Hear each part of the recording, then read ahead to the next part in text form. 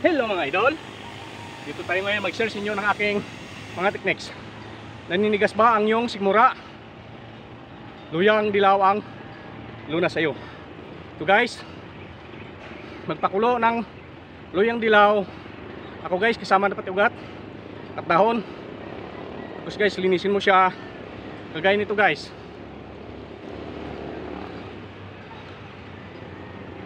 Yan so guys, no? Siya ay pangatlong araw na to guys. Ngayon, guys, no? Pinakuluan natin siya. At yan ang iniinom natin bilang tea. Pagka makulo na siya, ginagawa ko siya guys. Pagkatapos na medyo malamig na, lalagay ko siya dito. Yan yung aking iniinom.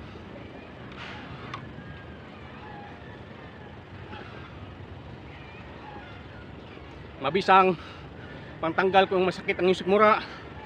Kung kinakabag ka, napakalaking bagay. So guys, no, pasista pa sa kumakain. Pagkatapos mo sa guys mainom, ikaw ay utot. So guys, no, magdidrain yung sikmura. Pagkatapos guys, siyempre guys, samahan natin ng exercise. So guys, no, ang luyang dilaw. Yan guys, yung aking napakabisang tuloy guys, tinuro pa ito sa akin aking grandpa. Napakabisa siya. Kasama na guys pati dahon ng ugat ang aking nilaga. Ugasan mabuti guys bago nyo ilaga. Hanggang pangatlong araw pwede pa siya. Pagka medyo nadudurog na palitan mo na siya guys. So guys, no, yung ating mabisang pantanggal ng naninigas ang sikmura. So guys, no, pakuluan siya guys ulit, pakuluan. At hugasan ng mabuti muna guys ha. Ito guys, ito siya. Ipapalit ko siya dito mamaya. Ilalaga ko siya. Palit dito. Yan yung aking technique sa aking sarili. Na ito ay nakapagpalusog sa aking katawan. Kasi guys, no, ang luyang dilaw. Kung ikaw ay nananakit ang inyong sikmura o naninigas ang sikmura mo. Of course guys, samahan mo ng exercise. Mas maganda guys kung mainit-init sa mga umaga. Exercise ka. Pagkatapos nun guys is ikaw ay maligo. Pagka naligo ka na guys, mabilis na lamang pagka ikaw pawis, hilutin ang iyong sikmura. Saan kagaya nito?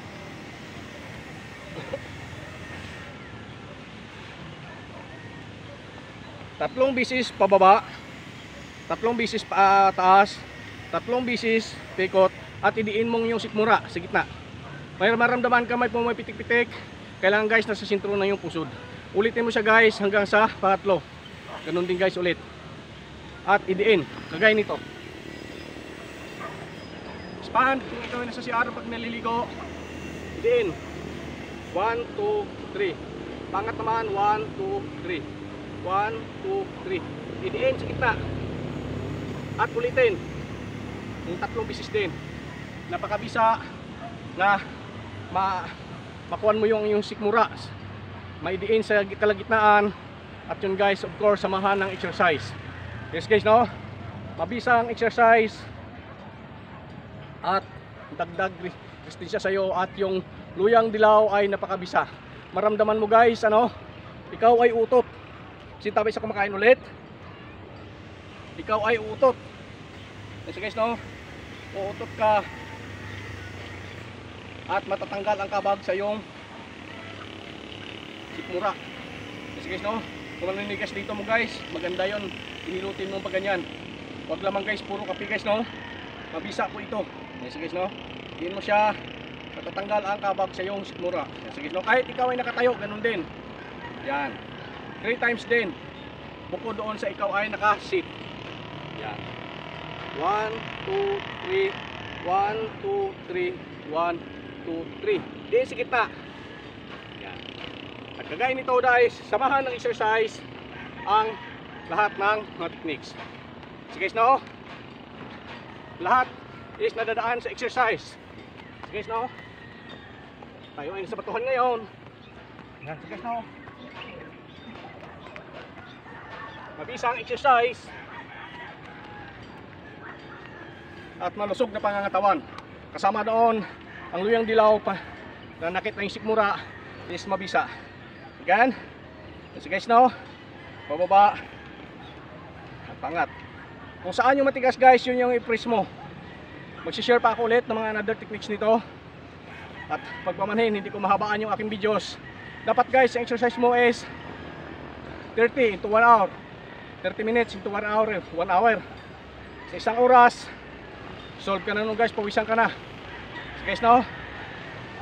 Ito ko guys, yung mga naninigas ang sikmura, magbisa ang tanglad o yung luyang dilaw. So guys, no? Kung wala kayong luyang dilaw, tanglad, hindi. So guys, no? Share ko rin ulit sa inyo kung ano gawin din sa tanglad. Yan, so guys, no? May another option kayo. Share natin yun guys. So guys, no? Maraming bisa ang paggagamitan nito. Guys, no? Yan, so guys, no? Maraming pagkakagamitan. Pamalahin guys. Yan, so guys, no? Yan, so guys, no? Yan. Maraming pagkakagamitan ang luyang dilaw. May another option ka guys, pagka wala kayong luyang dilaw sa inyo, tanglad. Share din natin yan kung paano gawin. So guys, no? Yan. Sit down. Yes, guys, no? Samahan guys ng exercise. 30 minutes into 1 hour. Yes, guys, no? Yan.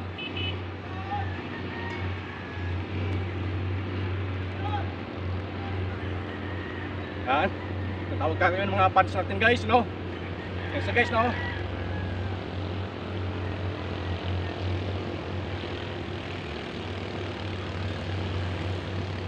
Doon po sa hindi alam, mabisa ang tanglad. Yes, guys, no? Tapos guys, galaw-galawin mo ang iyong sikmura. Yan, guys, no?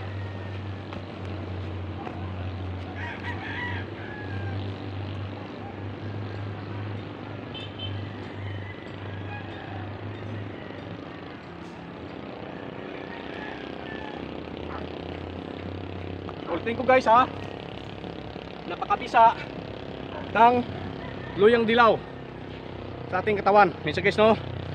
May another option, kung wala kayong luyang dilaw, is tanglad. Pero mas labis ito guys, ito muna ang talakayan natin. Si-share ko sa inyo lahat yung mga techniques pa. Aminin ko guys, libo ito. Yes guys, no? YouTube, Facebook, TikTok, naway marinig nyo ako. I need so very shortage my equipments. Kaya ako'y makapag-ikot sa iba pang lugar at makahanap ng aking pangangailangan. So guys, no? Facebook, na-monetize mo rin ako, bigay mo na, please. Yeah. YouTube, please. So guys, no? May share ko sa inyo guys. At marami pang opsyon na ako mai-share sa inyo regarding sa mga halaman. Ay binahagi sa akin ang aking rin pa na into survival techniques. Ulitin ko guys. Pag naninigas ang inyong sikmura, nanduduwal ka, ilaga ang luyang dilaw. Kung marami kang luya guys, okay, di mo nasama yung dahon, puro laman na lamang, hugasan na maigi. Pero kung ako guys, sinasama ko pati dahon. Pag yung dahon is nalanta na sa ugat, tatanggalin ko na siya, yung laman na lamang. Into 3 into 4 days. Yan pagkakalaga ko, pinapainit ko lamang sa umaga guys. Guys, no, napakabisa. Ulitin ko guys, napakabisa sa katawan ang luyang dilaw. So guys, no? So guys, no? Kung may ulang ang luyang dilaw, may tanglad sa inyo, mas the best. So guys, no? So guys, no? Yan yung luyang dilaw. So guys, no? Ilaga natin guys. Mamaya guys, ilaga ko to, palitan ko na siya. Kasi ano na rin yung aking, palitan ko na rin ko siya. Yan guys, yung aking mga techniques. Yes guys, no? May napulot kayo sa aking mga techniques. Yes guys, no? Yan. Yes guys, no? Ang ating luyang dilaw. Sama ng exercise, palusog na katawan. Yes guys, no? Thank you so much. At ulitin ko guys, pwede mo inumin sa umaga. So guys, no? Ako guys, 3 times a day kong iniinom ito. Pagka nakaramdam ako ng lamig sa sikmura, lalo na pagka malamig ng panahon, iniinom ko ito guys. So guys, no? Thank you so much. At marami pa akong i-share sa inyo ng mga techniques pa. And ito ang luyang dilaw.